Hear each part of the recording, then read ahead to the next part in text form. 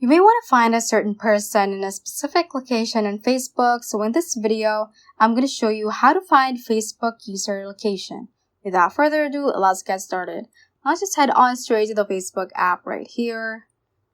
And you should be at your home page, so just click on the home icon at the bottom left corner if you are still not here. And from here, click on the magnifying glass or the search icon right here. And then just search for the name that you're looking for. So I'm just going to type in Lucas, for example, and hit search, and make sure that you are at the people tab. So click on people right here. And from here, just click on this little icon at the top right part of the screen beside the search bar. Click on that. And as you can see, we can filter people according to city. So we can click on city right here and type in the city that you want to search to. So I'm just going to tap on this one right here.